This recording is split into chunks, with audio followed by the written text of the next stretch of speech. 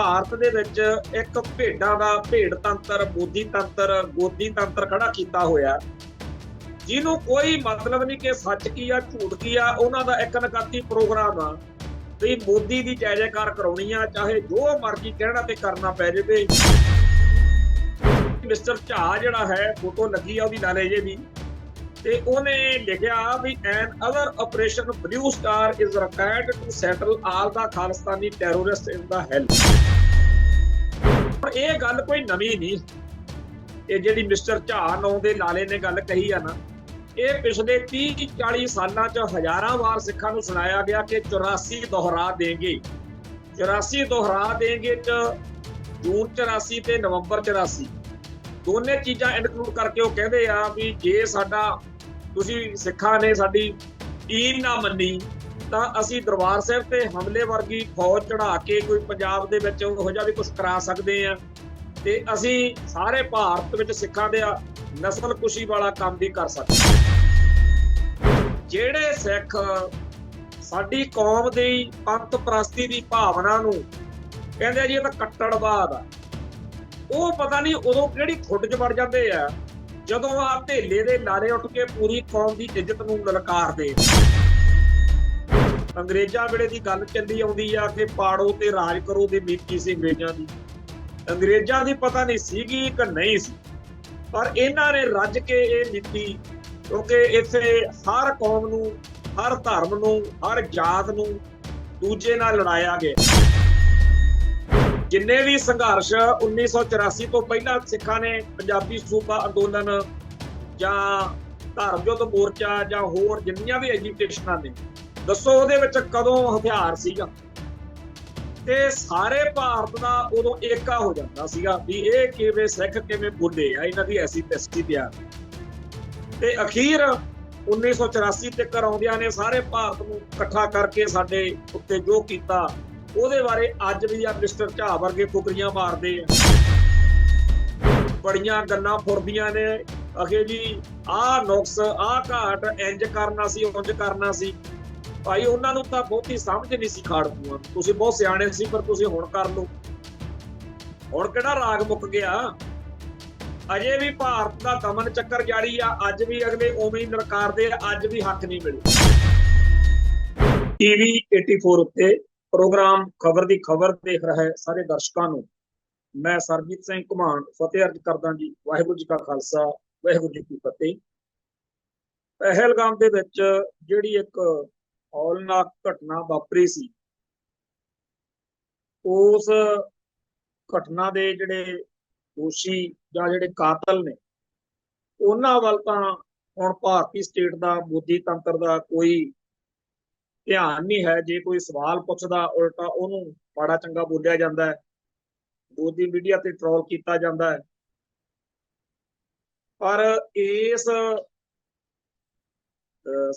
ਜਿਹੜੀ ਪਹਿਲਗਾਮ ਦੀ ਘਟਨਾ ਤੋਂ ਬਾਅਦ ਆਪਰੇਸ਼ਨ ਸੰਧੂਰ ਦੇ ਨਾਂ ਹੇਠ 4-5 ਦਿਨ ਹੋ ਹੱਲਾ ਮਚਾਇਆ ਸੀ, ਉਹਦੇ ਜਿਹੜਾ ਹੈਗਾ ਬੱਲੇ ਬੱਲੇ ਜਿਹੜੀ ਬਣਾਈ ਹੈ ਜਾਲੀ ਜੀ, ਆਪਾਂ ਨੂੰ ਸਭ ਨੂੰ ਹੀ ਪਤਾ ਕਿ ਇੱਕ ਪਾਸੇ ਤਾਂ TV ਚੈਨਲਾਂ ਦੇ ਉੱਤੇ ਕਰਾਚੀ, ਲਾਹੌਰ, ਇਸਲਾਮਾਬਾਦ, ਰਾਵਲਪਿੰਡੀ ਸਾਰੇ ਜਿੱਤਲੇ ਸੀ, ਪਨਾਹ ਕਰਤੇ ਸੀ, ਤਬਾਹ ਕਰਤੇ ਸੀ, ਤੇ ਦੂਜੇ ਪਾਸੇ ਭਾਰਤੀ ਫੌਜਾਂ ਜਿਹੜੀਆਂ ਸੀ ਉਹ ਬਾਰਡਰ ਨਹੀਂ ਸੀ ਟੱਪੀਆਂ। ਪਰ ਹੁਣ ਭਾਰਤ ਦੇ ਵਿੱਚ ਅੱਡ-ਅੱਡ ਸ਼ਹਿਰਾਂ 'ਚ ਜਾ ਕੇ KPS ਗਿੱਲ ਜਿਹੜਾ, ਸੌਰੀ ਮਾਫ ਕਰਨਾ, ਨਰਿੰਦਰ ਮੋਦੀ ਥਾਂ ਤੇ ਜਾ ਕੇ ਹੁਣ ਆਪਰੇਸ਼ਨ ਸੰਧੂਰ ਦੀ ਬੱਲੇ ਬੱਲੇ ਖੱਟ ਰਿਹਾ। ਤੇ ਅੱਜ ਬੀਕਾਨੇਰ ਗਿਆ ਸੀਗਾ, ਉੱਥੇ ਆਪਰੇਸ਼ਨ ਸੰਧੂਰ ਤੇ ਬੋਲਦਿਆਂ ਮੋਦੀ ਨੇ ਕਿਹਾ ਵੀ 22 ਤਰੀਕ ਨੂੰ ਪਹਿਲਗਾਮ ਹਮਲੇ ਦਾ ਅਸੀਂ 22 ਮਿੰਟ 'ਚ ਬਦਲਾ ਲਿਆ, ਤੇ ਦੇਸ਼ ਦੇ ਦੁਸ਼ਮਣਾਂ ਨੇ ਕਹਿੰਦਾ ਦੇਖ ਲਿਆ ਵੀ ਜਦੋਂ ਸੰਧੂਰ ਰੂਦ ਬਣ ਜਾਂਦਾ ਉਹਦਾ ਨਤੀਜਾ ਕੀ ਹੁੰਦਾ। ਕਹਿੰਦਾ ਅਸੀਂ ਪਾਕਿਸਤਾਨ 'ਚ ਅੱਤਵਾਦੀਆਂ ਦੇ 9 ਸਭ ਤੋਂ ਵੱਡੇ ਟਿਕਾਣਿਆਂ ਨੂੰ ਤਬਾਹ ਕੀਤਾ। ਹੁਣ ਇਸ ਗੱਲ ਦੇ ਉੱਤੇ ਕਿ ਤੁਸੀਂ ਸਾਨੂੰ ਦੱਸੋ ਜੀ ਉੱਥੇ ਆਪਣਾ ਕਿੰਨਾ ਨੁਕਸਾਨ ਹੋਇਆ ਭਾਰਤ ਦਾ, ਦੱਸੋ ਜੀ ਪਾਕਿਸਤਾਨ ਦਾ ਕਿਹੜਾ ਅੱਡਾ ਤਬਾਹ ਹੋਇਆ, ਇਹ ਜਦੋਂ ਕੋਈ ਗੱਲਾਂ ਪੁੱਛਦਾ ਉਹਨੂੰ ਤਾਂ ਘੇਰਿਆ ਜਾਂਦਾ ਔਰ ਘੂਰਿਆ ਜਾਂਦਾ, ਉਹਨੂੰ ਡਰਾਇਆ ਜਾਂਦਾ, ਉਹਨੂੰ ਧਮਕਾਇਆ ਜਾਂਦਾ। ਪਰ ਜਿਹੜਾ ਵੀ ਕੋਈ ਇਹਨਾਂ ਦੀ ਬੱਲੇ ਬੱਲੇ ਕਰਦਾ, ਉਹਦੇ ਲਈ ਖੁੱਲੀਆਂ ਛੁੱਟੀਆਂ ਨੇ। ਇਸ ਮਾਹੌਲ ਦੇ ਵਿੱਚ ਅੱਜ ਜਿਹੜਾ ਸਾਰੇ ਭਾਰਤ ਦਾ ਗੋਦੀ ਮੀਡੀਆ ਜਿੱਥੇ ਉਹ ਬੇਨਕਾਬ ਹੋ ਚੁੱਕਿਆ, ਉੱਥੇ ਇੱਕ ਨਵੀਂ ਗੱਲ ਆ ਜਿਹੜੀ ਆਪਾਂ ਪਿਛਲੇ 2-3 ਦਿਨ ਤੋਂ ਨੁਕਤਾ ਸਾਂਝਾ ਕਰ ਰਹੇ ਹਾਂ ਕਿ ਇਸ ਸਵਾਲ ਵੱਲੋਂ ਧਿਆਨ ਹਟਾਉਣ ਦੇ ਲਈ ਕਿ ਜੀ ਪਹਿਲਗਾਮ ਦੇ ਕਾਤਲ ਕੌਣ ਆ, ਇਸ ਗੱਲ ਤੋਂ ਧਿਆਨ ਹਟਾਉਣ ਲਈ ਨਿੱਤ ਕੋਈ ਨਵਾਂ ਸ਼ੋਸ਼ਾ ਜਿਹੜਾ ਹੈਗਾ ਉਹ ਛੱਡਿਆ ਜਾਂਦਾ। ਉਹ ਸ਼ੋਸ਼ਾ ਜਿਹੜਾ ਨਿੱਤ ਨਵਾਂ ਛੱਡਿਆ ਜਾਂਦਾ, ਉਹਦੇ ਚ ਸੀ ਇੱਕ ਪਿਛਲੇ ਦਿਨੀ ਬਹੁਤ ਸਾਰੇ ਲੋਕਾਂ ਦੀਆਂ ਗ੍ਰਿਫਤਾਰੀਆਂ ਹੋਈਆਂ ਸੀ ਕਿ ਜੀ ਇਹ ਭਾਰਤ ਦੇ ਉਹ ਲੋਕ ਨੇ ਜਿਹੜੇ ਪਾਕਿਸਤਾਨ ਦੇ ਜਾਸੂਸ ਸੀ। ਤੇ ਕੱਲ ਸ਼ਾਮ ਨੂੰ ਹਰਿਆਣਾ ਪੁਲਿਸ ਦੀ, ਹਿਸਾਰ ਪੁਲਿਸ ਦੀ ਇੱਕ ਪ੍ਰੈਸ ਰਿਲੀਜ਼ ਆਈ ਆ, ਜਿਹਦੇ ਵਿੱਚ ਉਹਨੇ ਠੋਕ ਵਜਾ ਕੇ ਕਿਹਾ ਕਿ ਜਿਹੜੀ ਅਸੀਂ ਉਹ ਕੁੜੀ ਫੜੀ ਆ ਜੋਤੀ ਮਲਹੋਤਰਾ, ਨਾ ਤਾਂ ਕੋਈ ਅਜੇ ਤੱਕਰ ਉਹਦੇ ਬਾਰੇ ਸਾਡੇ ਕੋਲੇ ਕੋਈ ਬਹੁਤੇ ਸਬੂਤ ਪ੍ਰੂਫ ਨੇ, ਅਜੇ ਜਾਂਚ ਚੱਲ ਰਹੀ ਆ ਤੇ ਸੋਸ਼ਲ ਮੀਡੀਆ ਤੇ ਉਹਦੇ ਬਾਰੇ ਜੋ ਲਿਖਿਆ ਜਾ ਰਿਹਾ ਵੀ ਉਹ ਗਲਤ ਹੈ। ਹੁਣ ਸੋਸ਼ਲ ਮੀਡੀਆ ਤੇ ਜਾਂ ਗੋਦੀ ਮੀਡੀਆ ਵੱਲੋਂ ਕੀ ਦਿੱਤਾ ਜਾ ਰਿਹਾ ਮਸਾਲਾ, ਉਹ ਦੇਖਣ ਵਾਲਾ। ਕਹਿੰਦੇ ਜੀ ਉਹ ਤਾਂ ਪਾਕਿਸਤਾਨ ਦੇ ਵਿੱਚ ਉਹਨੇ ਤਾਂ ਉੱਥੇ ਇੱਕ ਬੱਚਾ ਵੀ ਜਨਮ ਲਿਆ ਹੋਇਆ, ਉਹਨੇ ਤਾਂ ਅੱਡ-ਅੱਡ ਮੁਲਕਾਂ ਦੀ ਯਾਤਰਾ ਕੀਤੀ ਹੋਈ ਆ, ਉਹਦੇ ਬਾਰੇ, ਕੁੜੀ ਬਾਰੇ ਜਿਹੜੀ ਕਿ ਇਹਨਾਂ ਦੀ ਹਿੰਦੂ ਭੈਣ, ਉਹਦੇ ਬਾਰੇ ਜਿੰਨੀ ਇਹਨਾਂ ਨੇ ਭੈੜੀ ਤੋਂ ਭੈੜੀ ਗੱਲ ਕਹੀ ਆ, ਉਹਨੂੰ ਦੇਖ ਕੇ ਜਿਹੜੇ ਆਮ ਦੂਜੇ ਲੋਕ ਨੇ ਉਹ ਬੜੇ ਪਰੇਸ਼ਾਨ ਨੇ ਕਿ ਇਹਦਾ ਆਪਦੀ ਹਿੰਦੂ ਕੁੜੀ ਨੂੰ ਇੰਨਾ ਨਜਾਇਜ਼ ਭੰਡੀ ਜਾਂਦੇ ਆ, ਜਿਹਦੇ ਬਾਰੇ ਪੁਲਿਸ ਕਹਿ ਰਹੀ ਆ ਕਿ ਸਾਨੂੰ ਤਾਂ, ਕਿਉਂਕਿ ਲੱਗਦਾ ਇਹ ਹੈ ਜਦੋਂ ਤੱਕ ਇਹ ਸਟੇਟਮੈਂਟ ਦਾ ਆਪਾਂ ਜੇ ਨਿਰੀਖਣ ਕਰੀਏ, ਅਧਿਐਨ ਕਰੀਏ ਨਾ, ਜਿਹੜੀ ਉੱਥੇ ਪੁਲਿਸ ਨੇ ਦਿੱਤੀ ਹੈ, ਵੀ ਪੁਲਿਸ ਇਹ ਸੋਚ ਰਹੀ ਹੋਣੀ ਆ ਕਿ ਪਹਿਲਾਂ ਤਾਂ ਫੌਜ ਦਾ ਜਲੂਸ ਕੱਢਿਆ ਗੋਦੀ ਮੀਡੀਆ ਨੇ, ਫੌਜ ਦਾ ਬਾਰਡਰ ਨਹੀਂ ਸੀ ਟੱਪੀ, ਇਹਨਾਂ ਨੇ ਇਸਲਾਮਾਬਾਦ, ਰਾਵਲਪਿੰਡੀ ਤੇ ਕਰੋਪੜ ਦੀ ਕਰਤੀ। ਹੁਣ ਇਹ ਪੁਲਿਸ ਦਾ ਜਲੂਸ ਕੱਢ ਰਹੇ ਨੇ ਕਿਉਂਕਿ ਪੁਲਿਸ ਕਹਿ ਰਹੀ ਆ ਅਜੇ ਜਾਂਚ ਚੱਲ ਰਹੀ ਆ, ਸਾਡੇ ਕੋਲੇ ਵੀ ਉਹੋ ਜਿਹੇ ਸਬੂਤ ਪ੍ਰੂਫ ਬਿਲਕੁਲ ਨਹੀਂ ਹੈਗੇ ਜਿਹੋ ਜਿਹੇ ਮੀਡੀਆ ਚ ਆਏ ਹੋਏ ਨੇ, ਪਰ ਮੀਡੀਆ ਧੱਕੀ ਜਾਂਦਾ ਗੱਲ। ਸੋ ਅਸਲੀ ਗੱਲ ਫਿਰ ਉੱਥੇ ਹੀ ਆ ਗਈ ਕਿ ਭਾਰਤ ਦੇ ਵਿੱਚ ਇੱਕ ਭੇਡਾਂ ਦਾ ਭੇਡ ਤੰਤਰ, ਮੋਦੀ ਤੰਤਰ, ਗੋਦੀ ਤੰਤਰ ਖੜਾ ਕੀਤਾ ਹੋਇਆ, ਜਿਹਨੂੰ ਕੋਈ ਮਤਲਬ ਨਹੀਂ ਕਿ ਸੱਚ ਕੀ ਆ ਝੂਠ ਕੀ ਆ। ਉਹਨਾਂ ਦਾ ਇੱਕ ਨਕਾਤੀ ਪ੍ਰੋਗਰਾਮ ਆ ਵੀ ਮੋਦੀ ਦੀ ਜੈ ਜੈਕਾਰ ਕਰਾਉਣੀ ਆ, ਚਾਹੇ ਜੋ ਮਰਜ਼ੀ ਕਹਿਣਾ ਤੇ ਕਰਨਾ ਪੈ ਜਾਵੇ, ਜਾਂ ਮੋਦੀ ਦੇ ਵੱਲੋਂ ਲੋਕਾਂ ਦਾ ਧਿਆਨ ਹਟਾਉਣਾ, ਅਸਲੀ ਮੁੱਦਿਆਂ ਵੱਲ ਕੋਈ ਆ ਨਾ ਜਾਵੇ। ਇਸ ਤਰੀਕੇ ਨਾਲ ਜੋ ਕੁਝ ਵਾਪਰ ਰਿਹਾ ਉਹਦੇ ਵਿੱਚ ਹੁਣ ਹਰ ਗੱਲ ਹੀ ਸ਼ੱਕੀ ਲੱਗਦੀ ਹੈ। ਕੱਲ ਇੱਕ ਮਿਸਟਰ ਝਾ ਕਰਕੇ ਕਿਸੇ ਦੀ ਆਈਡੀ ਆ, ਉਹਦਾ ਬੜਾ ਰੌਲਾ ਪਿਆ ਕਿ ਉਹਨੇ ਆਪਦੇ ਅਕਾਊਂਟ ਤੇ ਲਿਖਿਆ ਸੋਸ਼ਲ ਮੀਡੀਆ ਤੇ ਕਿ ਇਹ ਜਿਹੜੇ ਦਰਬਾਰ ਸਾਹਿਬ ਦੇ ਉੱਤੇ ਹਮਲਾ, ਜਦੋਂ ਇਹਦੇ ਦਰਬਾਰ ਸਾਹਿਬ ਦੇ ਉੱਤੇ ਮਜੈਨਾ ਵਾਲੇ ਹਮਲੇ ਦੀ ਗੱਲ ਤੋਂ ਬਾਅਦ ਜਦੋਂ ਆਪਣੀ ਕੌਮ ਨੇ ਰਿਐਕਟ ਕੀਤਾ, ਫੌਜ ਨੇ ਬਾਅਦ ਚ ਮੰਨ ਵੀ ਲਿਆ ਕੋਈ ਇਹੋ ਜਿਹੀ ਗੱਲ ਹੈ ਨਹੀਂ ਸੀ। ਉਸ ਮੌਕੇ ਮਿਸਟਰ ਝਾ ਜਿਹੜਾ ਹੈ, ਫੋਟੋ ਲੱਗੀ ਆ ਉਹਦੀ ਲਾਲੇ ਜੇ ਦੀ, ਤੇ ਉਹਨੇ ਲਿਖਿਆ ਵੀ an other Operation Blue Star is required to settle all the Khalistani terrorist in the hell. ਉਹਦਾ ਭਾਵ ਇਹ ਆ ਕਿ ਪੰਜਾਬ ਦੇ ਵਿੱਚ ਜਿਹੜੇ ਸਿੱਖ ਭਾਰਤ ਮਾਤਾ ਦੀ ਗੋਦੀ ਮੀਡੀਆ ਦੀ, ਮੋਦੀ ਤੰਤਰ ਦੀ ਬੋਲੀ ਨਹੀਂ ਬੋਲਦੇ ਕਿ ਹਾਂ ਜੀ ਦਰਬਾਰ ਸਾਹਿਬ ਦੇ ਉੱਤੇ ਪਾਕਿਸਤਾਨ ਨੇ ਮਝੀਨਾ ਸੁੱਟ ਦੇਣੀਆਂ ਸੀ ਤੇ ਅਸੀਂ ਤਾਂ ਦਰਬਾਰ ਸਾਹਿਬ ਕੰਪਲੈਕਸ ਦੇ ਵਿੱਚ ਇੱਥੇ ਉਹ ਲਾ ਕੇ ਐਂਟੀ ਡਰੋਨ ਰੱਖਿਆ, ਸਾਧਨ ਤੰਤਰ ਵੀ ਬਚਾਇਆ ਵਾ, ਵੀ ਇਹ ਗੱਲ ਦੇ ਨਾਲ ਇਹ ਸਹਿਮਤੀ ਨਹੀਂ ਦਿੰਦੇ। ਇਸ ਕਰਕੇ ਇਹ ਸਾਰੇ ਖਾਲਿਸਤਾਨੀ ਨੇ ਤੇ ਇਹਨਾਂ ਨੂੰ ਤਾਂ ਇੱਕ ਆਪਰੇਸ਼ਨ ਬਲੂ ਸਟਾਰ ਦੀ ਲੋੜ ਆ। ਹੁਣ ਇਹ ਗੱਲ ਕੋਈ ਨਵੀਂ ਨਹੀਂ, ਇਹ ਜਿਹੜੀ ਮਿਸਟਰ ਝਾ ਨਾਂ ਦੇ ਲਾਲੇ ਨੇ ਗੱਲ ਕਹੀ ਆ ਨਾ, ਇਹ ਪਿਛਲੇ 30-40 ਸਾਲਾਂ ਚ ਹਜ਼ਾਰਾਂ ਵਾਰ ਸਿੱਖਾਂ ਨੂੰ ਸੁਣਾਇਆ ਗਿਆ ਕਿ 84 ਦੁਹਰਾ ਦੇਂਗੇ, 84 ਦੁਹਰਾ ਦੇਂਗੇ ਚ ਜੂਨ 84 ਤੇ ਨਵੰਬਰ 84 ਦੋਨੇ ਚੀਜ਼ਾਂ ਇਨਕਲੂਡ ਕਰਕੇ ਉਹ ਕਹਿੰਦੇ ਆ ਵੀ ਜੇ ਸਾਡਾ ਤੁਸੀਂ ਸਿੱਖਾਂ ਨੇ ਸਾਡੀ ਈਨ ਨਾ ਮੰਨੀ ਤਾਂ ਅਸੀਂ ਦਰਬਾਰ ਸਾਹਿਬ ਤੇ ਹਮਲੇ ਵਰਗੀ ਫੌਜ ਚੜਾ ਕੇ ਕੋਈ ਪੰਜਾਬ ਦੇ ਵਿੱਚ ਉਹੋ ਜਿਹਾ ਵੀ ਕੁਝ ਕਰਾ ਸਕਦੇ ਆ, ਤੇ ਅਸੀਂ ਸਾਰੇ ਭਾਰਤ ਵਿੱਚ ਸਿੱਖਾਂ ਦੇ ਨਸਲਕੁਸ਼ੀ ਵਾਲਾ ਕੰਮ ਵੀ ਕਰ ਸਕਦੇ। ਇਹ ਜਦੋਂ ਬਾਰ-ਬਾਰ ਲਾਲੇ ਕਹਿੰਦੇ ਆ, ਉਸ ਮੌਕੇ ਜਿਹੜੇ ਸਾਡੇ ਰਾਸ਼ਟਰਵਾਦੀ ਸਿੱਖ ਨੇ, ਜਿਹੜੇ ਪਰਸੋਂ ਤਿਰੰਗਾ ਯਾਤਰਾ ਕੱਢਦੇ ਫਿਰਦੇ ਸੀ, ਉਹ ਪਤਾ ਨਹੀਂ ਕਿੱਥੇ ਮਰ ਮੁੱਕ ਜਾਂਦੇ ਆ। ਜਿਹੜੇ ਸਿੱਖ ਸਾਡੀ ਕੌਮ ਦੀ ਪੰਥ ਪ੍ਰਸਤੀ ਦੀ ਭਾਵਨਾ ਨੂੰ ਕਹਿੰਦੇ ਆ ਜੀ ਇਹ ਤਾਂ ਕੱਟੜਵਾਦ ਆ, ਉਹ ਪਤਾ ਨਹੀਂ ਉਦੋਂ ਕਿਹੜੀ ਖੁੱਡ 'ਚ ਵੜ ਜਾਂਦੇ ਆ ਜਦੋਂ ਆ ਧੇਲੇ ਦੇ ਲਾਰੇ ਉੱਠ ਕੇ ਪੂਰੀ ਕੌਮ ਦੀ ਇੱਜ਼ਤ ਨੂੰ ਲਲਕਾਰਦੇ ਆ। ਔਰ ਇਹ ਗੱਲ ਆਪਣੇ ਆਪ ਦੇ ਵਿੱਚ ਹੀ ਕਮਾਲ ਹੈ ਕਿ ਇਹਨਾਂ ਦੀ ਜੁਰਤ ਜਿਹੜੀ ਆ ਉਹ ਕਿੰਨੀ ਵਧੀ ਹੋਈ। ਇਹ ਉਹੀ ਕੌਮ ਆ, ਇਹ ਉਹੀ ਨਸਲ ਆ ਜਿਨ੍ਹਾਂ ਦੇ ਉੱਤੇ ਜਦੋਂ ਕੋਈ ਧਾੜ ਦੀ ਚੜ੍ਹ ਕੇ ਆਉਂਦਾ ਰਿਹਾ ਤਾਂ ਮੂੰਹ ਦੇ ਵਿੱਚ ਘਾਹ ਪਾ ਕੇ ਡਾਊਂ ਡਾਊਂ ਕਰਦੇ ਫਿਰਦੇ ਸੀ, ਅਸੀਂ ਤਾਂ ਗਊਆਂ ਵਰਗੇ ਆ, ਸਾਨੂੰ ਕਾਹਨੂੰ ਮਾਰਨ। ਜਿਹੜਾ ਸਾਡੇ ਲੋਕ ਕਹਿੰਦੇ ਆ ਨਾ ਗਊ ਗਰੀਬ ਦੀ ਰਾਖੀ ਕਰਨੀ, ਉਹ ਇਹਨਾਂ ਬਾਰੇ ਸੀਗਾ। ਇਹ ਲੋਕ ਸੀ। ਅੱਜ 1947 ਮੌਕੇ ਜੋ ਇਹਨਾਂ ਨੂੰ ਇਹ ਰਾਜਗੱਦੀ ਰਾਜ ਸੱਤਾ ਮਿਲ ਗਈ ਕਿਉਂਕਿ ਨਵਾਂ ਸਿਸਟਮ ਆ ਗਿਆ। ਇਹ ਤੋਂ ਪਹਿਲਾਂ ਜਦੋਂ ਅੰਗਰੇਜ਼ ਆਏ ਨੇ ਭਾਰਤ ਵਿੱਚ, ਉਦੋਂ ਸਿਸਟਮ ਇਹ ਸੀਗਾ ਕਿ ਜੇਕਰ ਤੁਹਾਡੇ ਕੋਲੇ ਬਲ ਵਾ, ਜੇਕਰ ਤੁਹਾਡੇ ਕੋਲੇ ਤਾਕਤ ਆ, ਫਿਰ ਤੁਸੀਂ ਰਾਜ ਕਾਇਮ ਕਰ ਸਕਦੇ। ਜਿਹੜੀਆਂ ਸਾਡੀਆਂ 6 ਸਿੱਖ ਰਿਆਸਤਾਂ ਨੇ ਉਹ ਸਿੱਖੀ ਸਿਦਕ ਦੇ ਨਾਲ, ਆਪਦੀ ਬਾਹੂਬਲ ਦੇ ਨਾਲ, ਉਹ ਕਿਸੇ ਕੋ ਰਾਜ ਨਾ ਦੇ ਹੈ ਜੋ ਲੈ ਹੈ ਨਿਜ ਬਲ ਸੇ ਲੈ, ਆਪਦੇ ਬਲ ਦੇ ਨਾਲ ਸਿੱਖਾਂ ਨੇ ਰਾਜ ਕਾਇਮ ਕੀਤੇ। ਉਵੇਂ ਹੀ ਹੋਰ ਰਾਜ ਜਿਹੜੇ ਆ ਕਾਇਮ ਹੋਏ। ਪਰ 1947 ਤੱਕ ਆਉਂਦਿਆਂ ਆਉਂਦਿਆਂ ਇੱਕ ਨਵਾਂ ਜਿਹੜਾ ਸੀਗਾ ਢੰਗ ਨੀਤੀ ਸ਼ਾਸਤਰ ਰਾਜਨੀਤੀ ਦੇ ਵਿੱਚ ਆਇਆ, ਜਿਹਨੂੰ ਕਹਿੰਦੇ ਆ ਜੀ ਲੋਕਤੰਤਰ। ਇਹ ਦੇਖਣ ਨੂੰ ਬਹੁਤ ਵਧੀਆ ਲੱਗਦਾ ਕਿ ਲੋਕਾਂ ਦਾ ਲੋਕਾਂ ਉੱਤੇ ਲੋਕਾਂ ਦੁਆਰਾ ਰਾਜ ਹੋ ਸਕਦਾ। ਇਸ ਧਰਤੀ ਦੇ ਉੱਤੇ ਕਿਸੇ ਖਿੱਤੇ ਵਿੱਚ ਇਹ ਚੰਗਾ ਮਾਡਲ ਸੈੱਟ ਸਾਬਤ ਹੋਇਆ ਹੋਵੇ, ਪਰ ਭਾਰਤ ਵਿੱਚ ਤਾਂ ਹੈਗਾ ਇਹ ਬਹੁ ਗਿਣਤੀ ਹਿੰਦੂਆਂ ਦਾ, ਅਪਰ ਕਲਾਸ ਹਿੰਦੂਆਂ ਦਾ ਭਾਰਤ ਦੇ ਬਾਕੀ ਲੋਕਾਂ ਉੱਤੇ ਹਕੂਮਤ, ਬਾਕੀ ਸਾਰੇ ਗੁਲਾਮ ਤੇ ਉਹ ਇਕੱਲੇ ਜਿਹੜੇ ਨੇ ਉਹ ਉੱਥੇ ਲਾਲੇ ਜਿਹੜੇ ਨੇ ਉਹਨਾਂ ਦਾ ਰਾਜ। ਹੁਣ ਪਿਛਲੇ 70 80 100 ਸਾਲ ਦੇ ਵਿੱਚ ਜਿਹੜੀ ਅਪਰ ਕਲਾਸ ਹਿੰਦੂ ਜਮਾਤ ਆ, ਉਹਨੇ ਸਾਰੇ ਭਾਰਤ ਦੇ ਅੱਡ ਅੱਡ ਸੂਬਿਆਂ ਦੇ ਵਿੱਚ ਲਾਂਬੂ ਲਾਏ ਪਏ ਨੇ। ਤੇ ਇੱਕ ਅੰਗਰੇਜ਼ਾਂ ਵੇਲੇ ਦੀ ਗੱਲ ਚੱਲੀ ਆਉਂਦੀ ਆ ਕਿ ਪਾੜੋ ਤੇ ਰਾਜ ਕਰੋ ਦੀ ਨੀਤੀ ਸੀ ਅੰਗਰੇਜ਼ਾਂ ਦੀ। ਅੰਗਰੇਜ਼ਾਂ ਦੀ ਪਤਾ ਨਹੀਂ ਸੀਗੀ ਕਿ ਨਹੀਂ ਸੀ, ਪਰ ਇਹਨਾਂ ਨੇ ਰੱਜ ਕੇ ਇਹ ਨੀਤੀ, ਕਿਉਂਕਿ ਇੱਥੇ ਹਰ ਕੌਮ ਨੂੰ, ਹਰ ਧਰਮ ਨੂੰ, ਹਰ ਜਾਤ ਨੂੰ ਦੂਜੇ ਨਾਲ ਲੜਾਇਆ ਗਿਆ। ਜਿਹੜੀ ਮਨੂ ਸਿਮਰਤੀ ਦੀ ਜਾਤ ਵਰਣ ਦੀ ਵੰਡ ਸੀ, ਉਹਨੂੰ ਪੂਰਨ ਤੌਰ ਤੇ ਲਾਗੂ ਕੀਤਾ ਹੋਇਆ।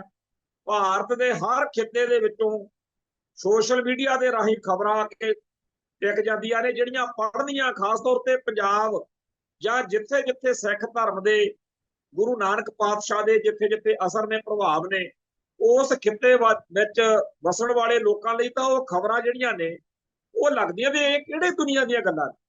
ਪਰ ਇਸੇ ਭਾਰਤ ਦੇ ਵਿੱਚ ਇਸ ਡੈਮੋਕ੍ਰੇਸੀ ਨੇ ਹਿੰਦੂਤਵ ਦੀ ਇੰਨੀ ਚੜ੍ਹਤ ਮਚਾਈ ਹੋਈ ਹੈ ਵੀ ਉਹਨਾਂ ਨੇ ਇਸ ਖਿੱਤੇ ਦੇ ਵਿੱਚ ਵਸਦੇ ਹੋਏ ਦੂਜੀਆਂ, ਖਾਸ ਤੌਰ ਤੇ ਜਿਹੜੇ ਮੂਲ ਵਾਸੀ ਜਿਨ੍ਹਾਂ ਨੂੰ ਦਲਿਤ ਕਹਿ ਕੇ ਇੱਕ ਤਰੀਕੇ ਨਾਲ ਇਹ ਕਹਿੰਦੇ ਅਸੀਂ ਸਰਕਾਰਦੇ ਹਾਂ, ਤੇ ਇਹ ਲੋਕ ਜੇਕਰ ਜੁੱਤੀ ਪਾ ਲੈਣ, ਜੇ ਘੋੜੀ ਰੱਖ ਲੈਣ, ਜੇ ਸਿਹਰੇ ਲਾ ਕੇ ਵਿਆਹ ਮੌਕੇ ਘੋੜੀ ਤੇ ਚੜ੍ਹਦੇ ਆ, ਤਾਂ ਇਸ ਭਾਰਤ ਵਿੱਚ ਆਏ ਦਿਨ ਇਹਨਾਂ ਨਾਲ ਉਹ ਕੁਝ ਹੁੰਦਾ ਤੇ ਰੇਪ ਹੋਣੇ ਜਾਂ ਇਹਨਾਂ ਦੇ ਨਾਲ ਹੋਰ ਬਦਸਲੂਕੀ ਹੋਣੀ ਆਮ ਗੱਲ।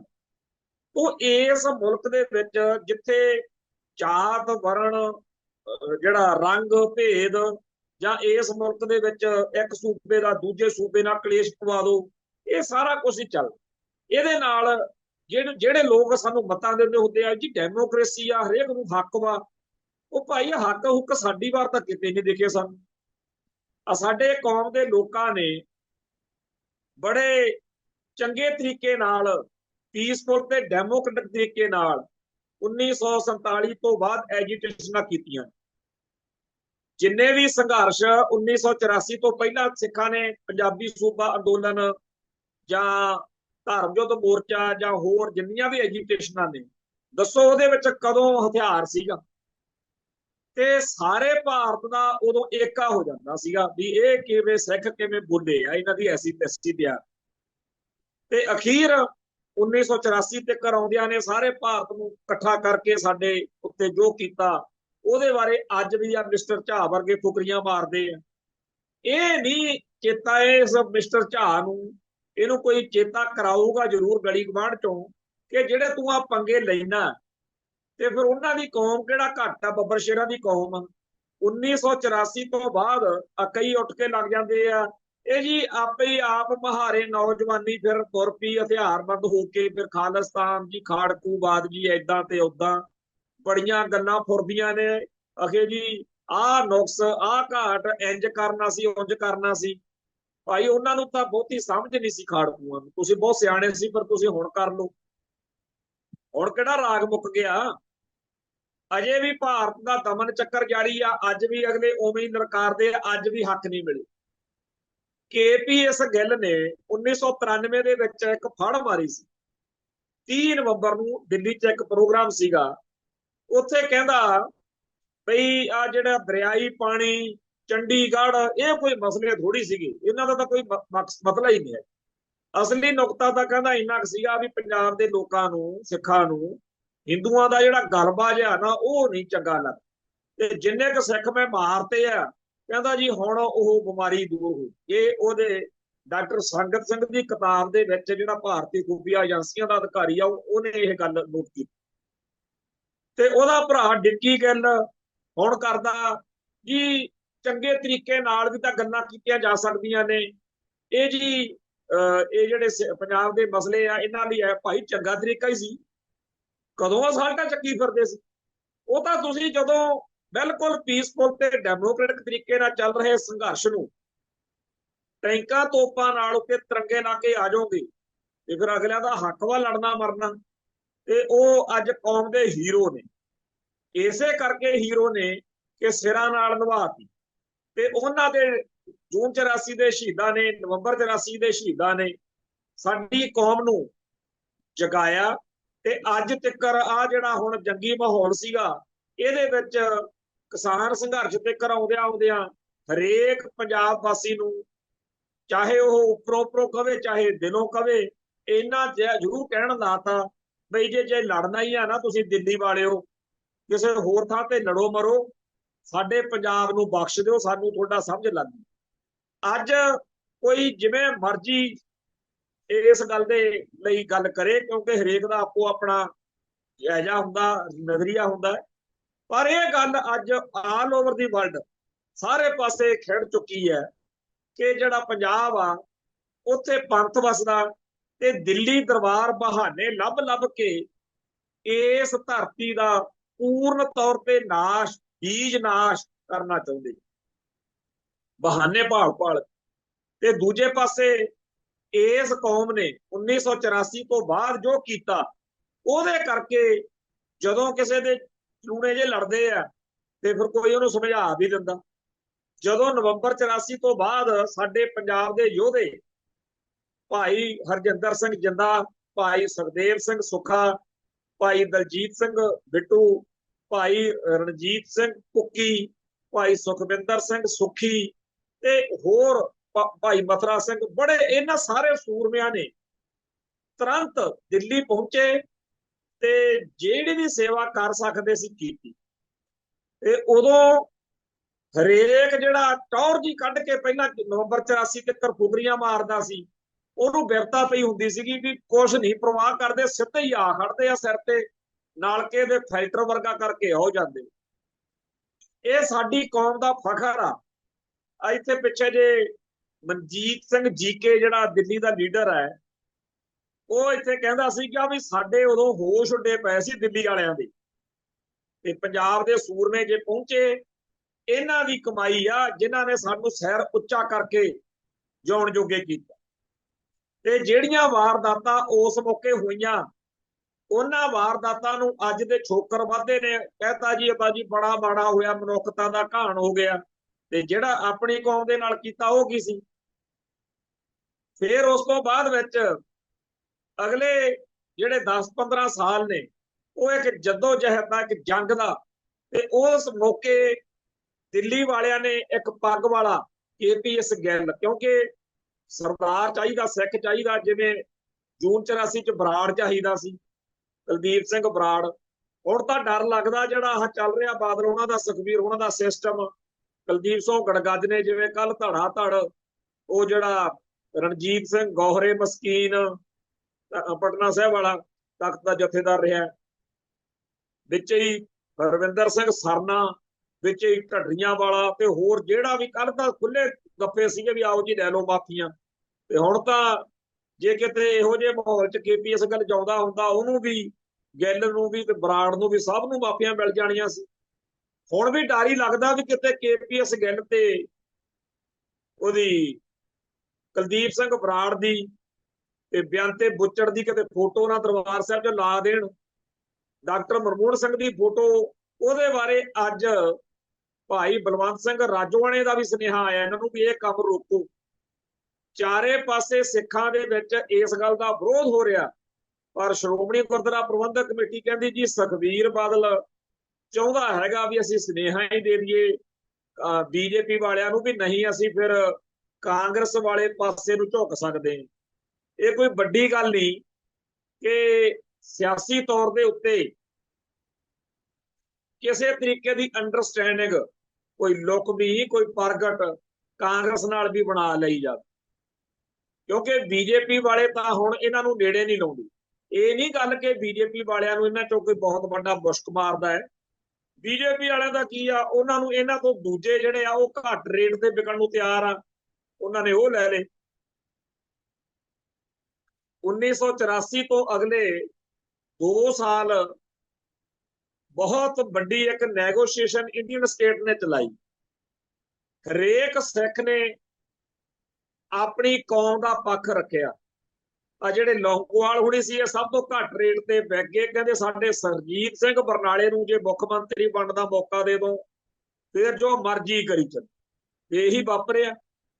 ਕਹਿੰਦੇ ਜਿਹੜੇ ਮੁੰਡੇ ਹਥਿਆਰ ਚੱਕੀ ਫਿਰਦੇ ਆ, ਸਟੇਟ ਨੇ ਪੁੱਛਿਆ, ਕਹਿੰਦੇ ਤੁਸੀਂ, ਉਹ ਤੁਹਾਡਾ ਕੰਮ। ਉਹਨਾਂ ਨੇ ਰਵੈਰੋ ਲਿਆਂਦਾ। ਰਵੈਰੋ ਇਸ ਤੋਂ ਪਹਿਲਾਂ ਬੰਬੇ ਦੇ ਅੰਡਰਵਰਲਡ ਦੇ ਨਾਲ ਉੱਥੇ ਜਿਹੜਾ ਲੜਾਈ ਸੀ ਉਹਨਾਂ ਦੀ, ਉਹ 'ਚ ਕਹਿੰਦੇ ਆ ਜੀ ਬੜਾ ਵਧੀਆ ਰੋਲ ਪਲੇ ਕੀਤਾ। ਇੱਥੇ ਜਦੋਂ ਆਇਆ ਉਹਨੂੰ ਬੜੀ ਛੇਤੀ ਸਮਝ ਲੱਗ ਗਈ ਕਿ ਚਾਹੇ ਇੱਥੇ ਬੁਲਟ ਫਾਰ ਬੁਲਟ ਕਹਿ ਲਓ ਤੇ ਚਾਹੇ ਕੁਝ ਹੋਰ ਕਰ ਲਓ। ਅਖੀਰ ਉਹ ਜਾਂਦਾ ਹੋਇਆ ਕਹਿ ਕੇ ਗਿਆ ਜਦੋਂ ਇਤੋਂ ਫਾਰਗ ਹੋਇਆ ਪੰਜਾਬ ਤੋਂ ਵੀ ਇਹ ਤਾਂ ਮੁਸ਼ਕਲ ਕੰਮ। ਫਿਰ ਉਹਨਾਂ ਨੇ ਇੱਕ ਪੱਗ ਵਾਲਾ ਲਿਆਂਦਾ KPS ਗਿੱਲ, ਤੇ KPS ਗਿੱਲ ਤਾਂ ਪਹਿਲਾਂ ਹੀ ਫੁਕਰੀਆਂ ਮਾਰਦਾ ਹੁੰਦਾ ਸੀ ਇਹ ਜੱਟਾਂ ਦੀ ਲੜਾਈ ਆ, ਕਹਿੰਦਾ ਕੋਈ ਜੱਟ ਚਾਹੀਦਾ ਮੇਰੇ ਵਰਗਾ। ਕਹਾੜਾ ਜਿਹੜਾ ਕਹਾੜੇ ਦੇ ਵਿੱਚ ਲੱਕੜ ਦਾ ਦਸਤਾ ਹੁੰਦਾ। ਸੋ ਸਟੇਟ ਨੂੰ ਇਹੋ ਜਿਹੇ ਬੰਦਿਆਂ ਦੀ ਲੋੜ ਰਹਿੰਦੀ ਆ ਤਾਂ ਕਿ ਦੁਨੀਆ ਨੂੰ ਦਿਖਾਇਆ ਜਾ ਸਕੇ ਕਿ ਦੇਖੋ ਜੀ KPS ਗਿੱਲ ਵੀ ਸਿੱਖ ਆ, ਬਰਾੜ ਵੀ ਕੁਲਦੀਪ ਸਿੰਘ ਸਿੱਖ ਆ ਦੇਖੋ ਬੇਅੰਤ ਸਿੰਘ ਵੀ ਸਿੱਖ ਆ, ਤੇ ਆ ਜਿਹੜੇ ਬਾਦਲ, ਬਰਨਾਲੇ, ਲੌਂਗੋਵਾਲ ਕੌਮ ਦੇ ਹਿੱਤਾਂ ਦੇ ਉਲਟ ਭੁਗਤੇ ਆ ਸਾਰੇ ਇਹ ਲਈ। ਅੱਜ ਆ ਜਿਹੜਾ ਧੇਲੇ ਦਾ ਲਾਲਾ ਉੱਠ ਕੇ ਕਹਿੰਦਾ ਵਾ ਐਨਦਰ ਆਪਰੇਸ਼ਨ ਬਲੂ ਸਟਾਰ, ਇਹ ਚੀਜ਼ਾਂ ਕਿਉਂ ਹੁੰਦੀਆਂ? ਕਿਉਂਕਿ ਉਹਨਾਂ ਨੂੰ ਅੱਜ ਵੀ ਸਾਡੀ ਕੌਮ ਚੋਂ ਇਹੋ ਜਿਹਾ ਗਦਾਰ ਵਰਗ ਆ ਜਿਹੜਾ ਉਹ ਇੱਕ ਤਰੀਕੇ ਨਾਲ ਆਕਸੀਜਨ ਦਿੰਦਾ। ਤੇ ਨਹੀਂ, ਜਦੋਂ ਨਵੰਬਰ 84 ਤੋਂ ਬਾਅਦ ਦਿੱਲੀ 'ਚ ਟਰਾਂਜਿਸਟਰ ਬੰਬ ਕਾਂਡ ਹੋਏ, ਹੋਰ ਘਟਨਾਵਾਂ ਵਾਪਰੀਆਂ, ਫਿਰ ਉਸ ਵੇਲੇ ਦੇ ਜਿਹੜੇ ਰਹਿੰਦੀ ਕਸਰ ਬੇਦਰ ਕਾਂਡ ਤੋਂ ਬਾਅਦ ਪੂਰੀ ਹੋ ਗਈ, ਜਦੋਂ ਉਹਦਾ ਬਦਲਾ ਲਿਆ ਇੱਥੇ ਪੰਜਾਬ 'ਚ ਢੇਰੀ ਜੀ ਲੱਗੀ। ਫਿਰ ਉਸ ਤੋਂ ਬਾਅਦ ਜਦੋਂ ਨਾਲਿਆਂ ਦੇ ਘਰੇ ਕਿਤੇ ਚੂਨੇ ਜੇ ਲੜਦੇ ਜਿਵੇਂ ਆ ਝਾਹ ਦੇ ਲੜਦੇ ਆ ਹੁਣ, ਉਹਨੂੰ ਗਲੀ ਗਵਾਂਢ ਚੋਂ ਕਿਸੇ ਨੇ ਬੈਠ ਕੇ ਕਹਿ ਦੇਣਾ ਵੀ ਰਮੇਸ਼ ਬੇਟਾ ਇਹ ਪੰਗਾ ਲੈਣਾ ਤਾਂ ਸੌਖਾ, ਪਰ ਉਹਨਾਂ ਦੇ ਫਿਰ ਢੇਰੀਆਂ ਲਾਉਣੀਆਂ ਜਾਣਦੇ ਨੇ।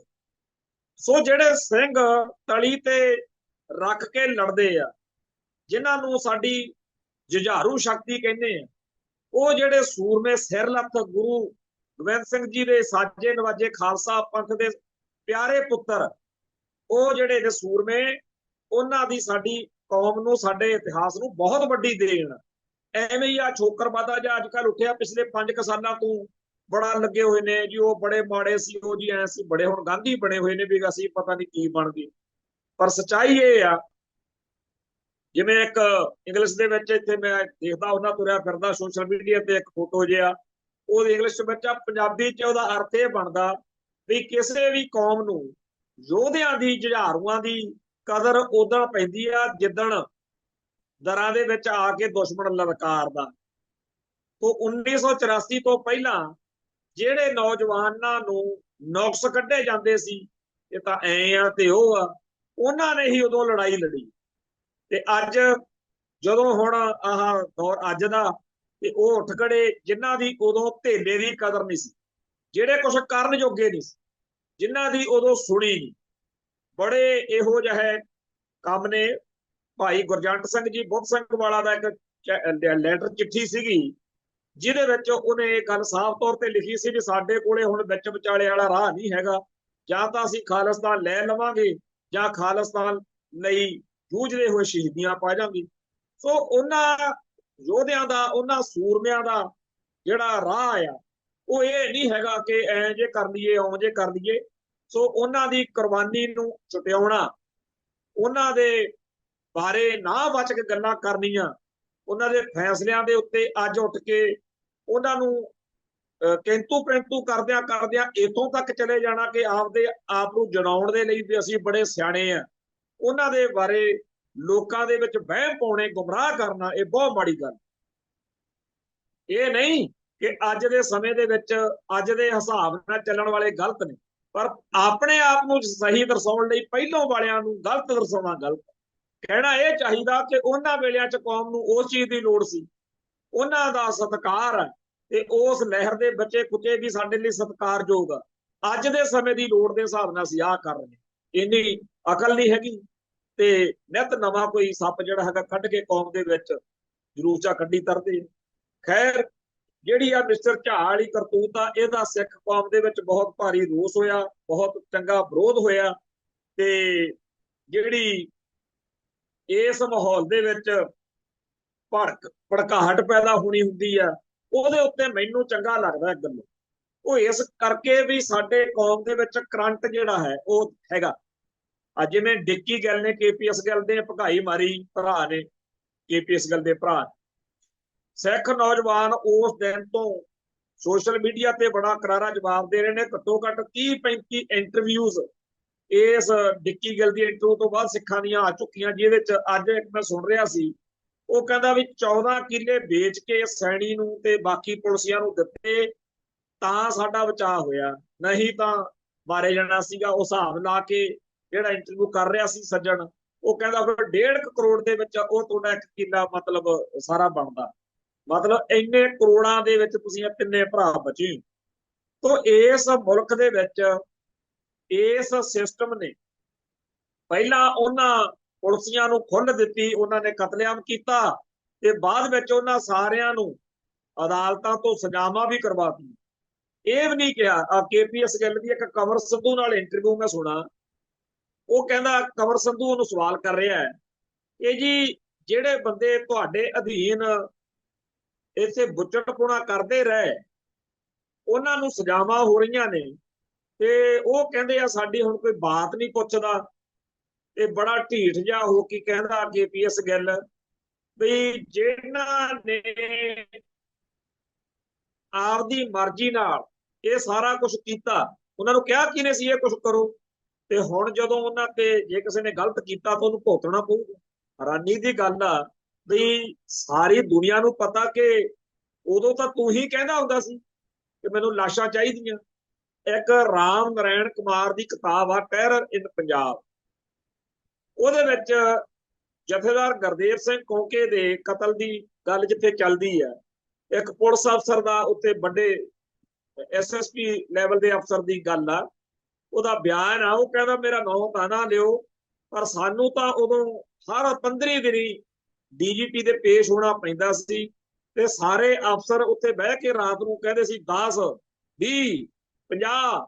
ਉਹਦਾ ਮਤਲਬ ਹੁੰਦਾ ਸੀ ਕਿ ਮੈਂ ਪਿਛਲੇ 15 ਦਿਨ ਚ, ਜਦੋਂ ਆਪਾਂ ਪਿਛਲੀ ਵਾਰ ਮਿਲੇ ਸੀ ਹੁਣ ਤੱਕ ਇੰਨੇ ਮੁੰਡੇ ਮਾਰਤੇ।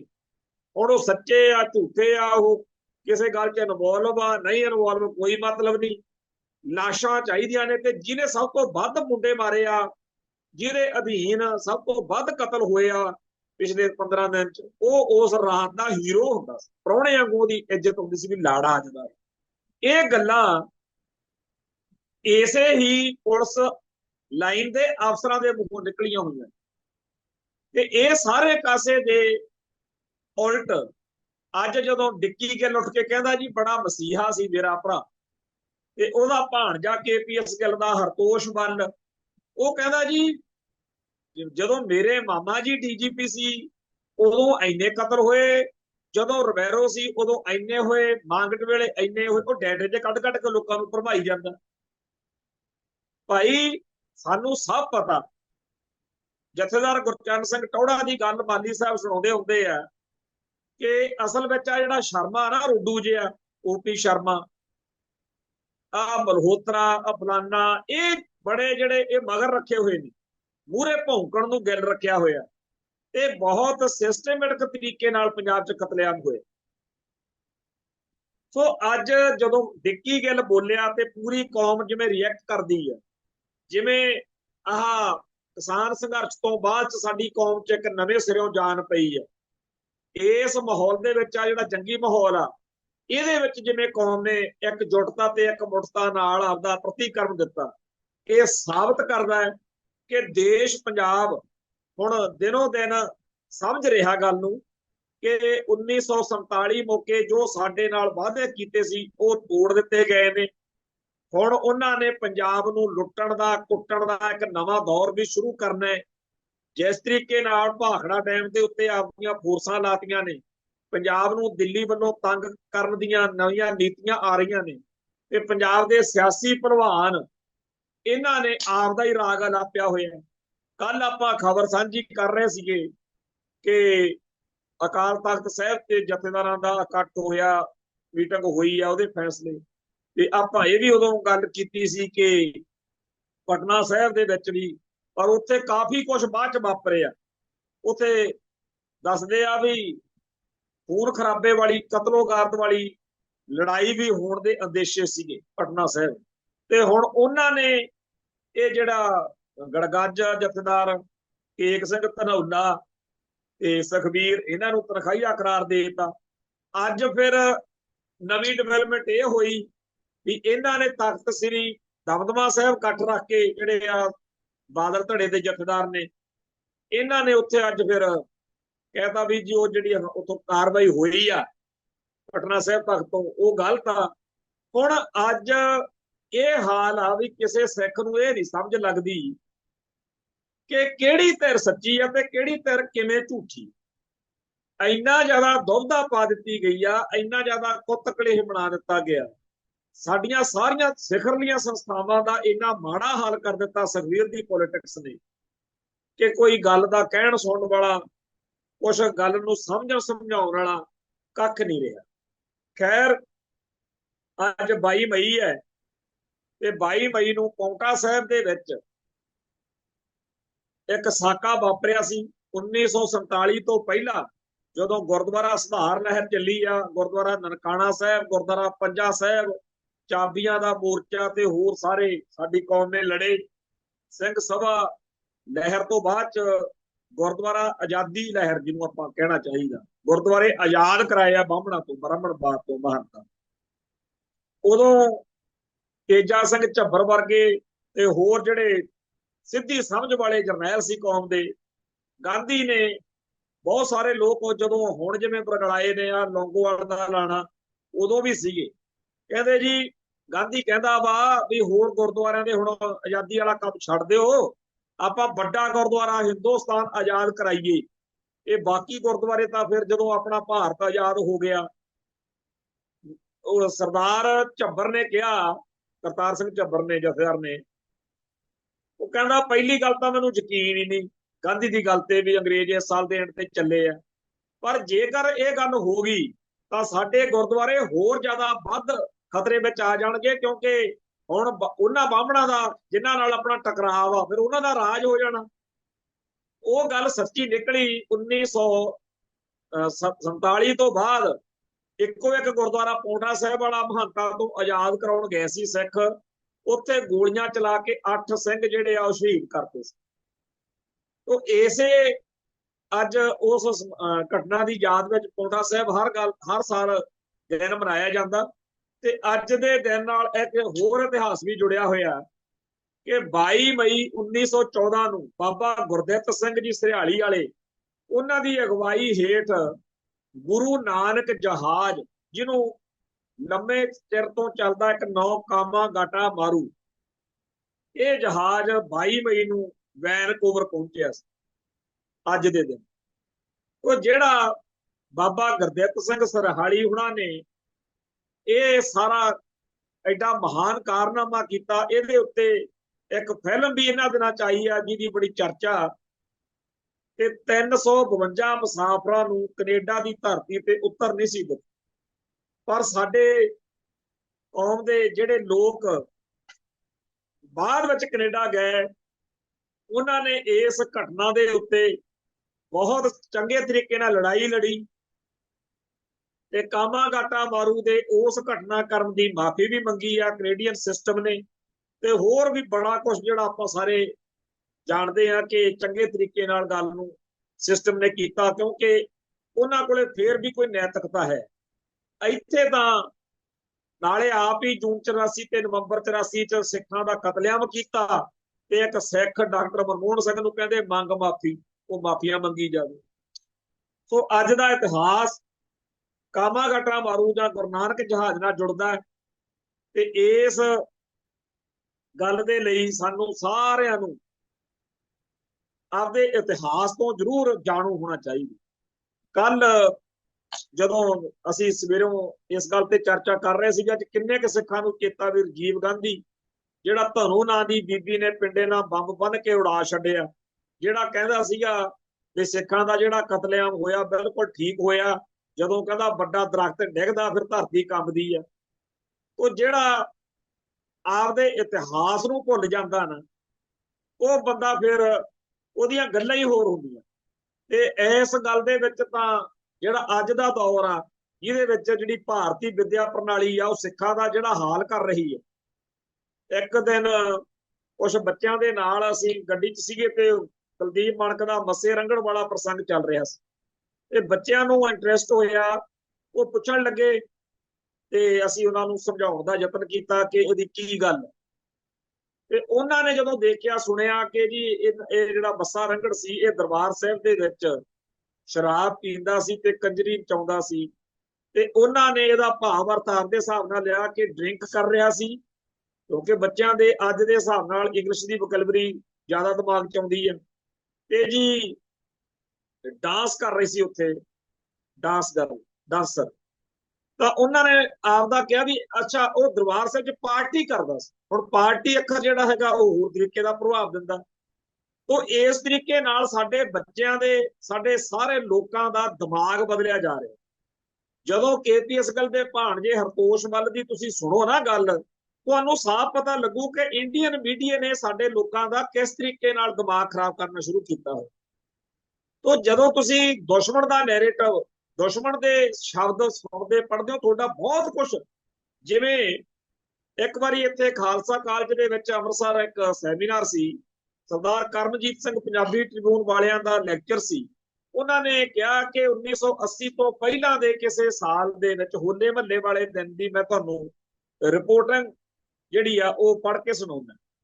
ਬਹੁਤ ਹੀ ਚੰਗੇ ਤਰੀਕੇ ਨਾਲ ਉੱਥੇ ਲਿਖਿਆ ਹੋਇਆ ਸੀ ਕਿ ਅੱਜ ਦੁਨੀਆ ਭਰ ਦੇ ਵਿੱਚੋਂ ਹਜ਼ਾਰਾਂ ਸ਼ਰਧਾਲੂ ਖਾਲਸੇ ਦੀ ਜਨਮ ਭੂਮੀ, ਖਾਲਸੇ ਦੇ ਜਨਮ ਸਥਾਨ ਕੇਸਗੜ੍ਹ ਸਾਹਿਬ ਵਿਖੇ ਪਹੁੰਚੇ। ਬੇਸ਼ੁਮਾਰ ਸੰਗਤਾਂ ਨੇ ਗੁਰੂ ਘਰ ਦੀ ਪਵਿੱਤਰ ਦਹਲੀਜ਼ ਨੂੰ ਚੁੰਮਿਆ ਅਤੇ ਸ਼ਰਧਾ ਦੇ ਫੁੱਲ ਭੇਂਟ ਕੀਤੇ। ਬਹੁਤ ਹੀ ਇਸ ਤਰੀਕੇ ਦੇ ਸ਼ਬਦ, ਉਹ ਜਿਹੜੀ ਖਬਰ ਸੀ ਉਹ ਪੜ੍ਹ ਕੇ ਆਉਣ ਲੱਗੇ ਜਿਵੇਂ ਆਪਾਂ ਕਿਸੇ ਢਾਡੀ ਦਾ ਪ੍ਰਚਾਰਕ ਦਾ ਸੁਣ ਰਹੇ ਹੋਈ। ਇਹ ਵੀ ਅਖਬਾਰ ਸੀ। ਤੇ ਫਿਰ ਕਰਮਜੀਤ ਸਿੰਘ ਨੇ ਅੱਜ ਦੇ ਕਿਸੇ ਅਖਬਾਰ ਦੀ ਖਬਰ ਪੜ੍ਹੀ, ਉਹ ਆਉਣ ਲੱਗੇ ਵੀ ਜਿਵੇਂ ਕੋਈ ਨਾਸਤਕ ਤੇ ਕਾਮਰੇਡ ਬੰਦਾ ਲਿਖ ਰਿਹਾ ਹੋਵੇ, ਬਈ ਜੀ ਐ ਹੋਇਆ ਤੇ ਉਹ। ਹੁਣ ਅੱਜ ਦੇ ਅਖਬਾਰਾਂ ਦੀ ਸ਼ਬਦਾਵਲੀ, ਕਿਤਾਬਾਂ ਦੀ ਸ਼ਬਦਾਵਲੀ, ਲਿਖਾਰੀਆਂ ਦੀ ਸ਼ਬਦਾਵਲੀ, ਬੁਲਾਰਿਆਂ ਦੀ ਸ਼ਬਦਾਵਲੀ ਬੇਰਸ ਤੇ ਬਿਲਕੁਲ ਹੀ ਸਿੱਖੀ ਤੋਂ, ਸ਼ਰਧਾ ਤੋਂ, ਸਤਿਕਾਰ ਤੋਂ ਕੋਰੀ ਕਰਾਰੀ। ਆ ਡਿੱਕੀ ਗਿੱਲ ਦਾ ਸੁਣ ਲਓ, ਉਹ ਵੀ ਕਹਿੰਦਾ ਸੀਗਾ, ਕਹਿੰਦਾ ਜੀ ਆਪਾਂ ਤਾਂ ਨਾਸਤਕ ਆ। ਤੇ ਉਹਨੇ ਆਪਦੀ ਗੱਲ ਦੇ ਵਿੱਚ ਬਾਰ-ਬਾਰ ਸਾਹਿਬ ਸ੍ਰੀ ਗੁਰੂ ਗ੍ਰੰਥ ਸਾਹਿਬ ਜੀ ਦਾ ਜ਼ਿਕਰ ਕਰਨਾ ਸੀ।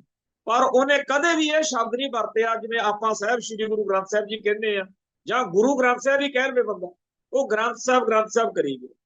ਉਹ ਜਿਹੜੀ ਇਸ ਮੌਕੇ ਸਾਡੇ ਬੱਚਿਆਂ ਦਾ ਮਾਨਸਿਕ ਤੌਰ ਦੇ ਉੱਤੇ ਇੱਕ ਤਰੀਕੇ ਨਾਲ ਉਹਨਾਂ ਦੇ ਅੰਦਰੋਂ ਸਿੱਖੀ ਖੁਰਚ ਕੇ ਕੱਢੀ ਜਾ ਰਹੀ ਹੈ ਇੰਡੀਆ ਵੱਲੋਂ। ਇਹ ਉਹੀ ਗੱਲ ਹੈ ਜਿਹੜੀ ਪੰਡਤ ਮਦਨ ਮੋਹਨ ਮਾਲਵੀਆ ਨੂੰ ਕਹੀ ਸੀ ਕਿ ਇਨ ਮੁਸਲਮਾਨों की मुसलमानी तो हम विद्या नीति में संशोधन करके निकाल देंगे। ਮੁਸਲਮਾਨਾਂ ਦੀ ਮੁਸਲਮਾਨੀ ਦਾ ਤਾਂ ਪਤਾ ਨਹੀਂ, ਪਰ ਸਿੱਖਾਂ ਦੀ ਸਿੱਖੀ ਜਿਹੜੀ ਆ ਉਹ ਇੰਡੀਆ ਵੱਲੋਂ ਕੱਢੀ ਜਾ ਰਹੀ ਹੈ।